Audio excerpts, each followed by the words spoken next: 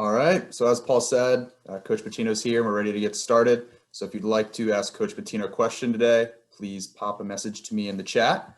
And with that said, we will get started today with Andy Greeter. Richard, a 31-point loss. How do you just begin to sum up that one? Well, they were really good. Give them credit. I thought our offense just led to too many baskets for them. They absolutely, if you turn it over, they're going to turn it, into a touchdown, as the expression says. We had 18 turnovers that really hurt us. We obviously with Liam really hobbling. We don't have a great low post threat right now. So that's hurt us a little bit. So they were really, really good. Give them credit. And obviously we really broke down there. Next, we will go to Marcus Fuller. Coach, can you just talk about, obviously defensively, when you're missing, Liam and Gabe, how do you make up for that with guys who maybe haven't played together in different positions and different roles? Yeah, Those are our two best defenders. Gabe is our best perimeter defender, and Liam obviously is a great shot blocker. I know he leads the league. So, yeah, you take two starters off of any team, you're not going to be as good. But nevertheless, we could certainly be better than what we were tonight, So it's hard. We certainly seem a little bit disjointed with those two guys out. But we just got to find a way. We got to find a way. We got 4 left. Obviously, schedule got a little bit switched up on us. I was, kind of looking forward to the week for Liam. But now, obviously, we'll go Thursday and then go Saturday. So it's on all of us, that one. It's on everybody, and we just got to learn from it, move on, and see if we can get some continuity going, and kind of see where Liam is at moving forward. Andy, we'll go right back to you. Richard, how important did you feel like the end of the first half was, kind of that block, and then the steal and the finish by Io, and then kind of how you started the second half as well? Yeah, it was a tough run. It might have been about a 10 or 11-0 run at the end there. I thought we were playing pretty good, and then we broke down. And then obviously just Liam coming out of that break, he couldn't really move, so we pulled him, and they pulled away. So. Like I said, they were really good. We've got some major injury issues right now. We got to get healthy, and it's just hard to deal with that in the middle of a season.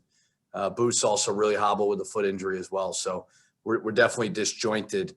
To go along with, we're not very good today, and they were really good. Daniel House, over to you. Hey, Richard, outside of personnel issues, where do you start when it comes to regrouping after a game like this?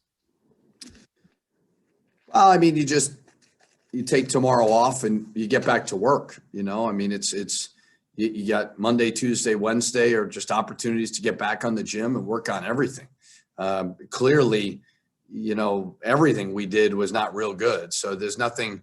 It's not like we need to harp on one specific thing. Transition defense was not very good. Offensively, turning the ball over was not good. So just get back to work with everything. There's not just one thing. So. Get the mind right tomorrow, mentally and physically, get a rest, and then get back to work. Next question will come from Chip Scoggins. Richard, obviously you want to be peaking this time of year. How concerned are you with your team right now? I think we got to get healthy. I think losing Gabe obviously hurts. He'd probably be out about a month. That's a starter. Liam is not even close to himself. That's another really important player. So obviously Gabe won't be back anytime soon. We'll see kind of how it can go with Liam moving forward. But like I said, we didn't play real well. But let's get refocused and this league will do it to you. Illinois is a great team, and we just got to get back to work. Next, we'll go to Rob McCulley. Hey, Richard, I understand that you're not playing anywhere near full strength, but I wonder if you could still tell how Illinois did compared to what you saw in scouting them. Were they playing better, worse, or about the same as you expected? I think they're one of the best teams in the country, and I think that shows tonight. They have a blend of talent, veterans, I think they're one of the best teams in the country. I don't know what they're ranked top 5 or whatever, but I think they're that good. Okay, thank you. Marcus Fuller, back to you. Coach, I know Jamal's, started the last 2 games and his dad's here first time. I mean, and he's playing one of the best teams in the country.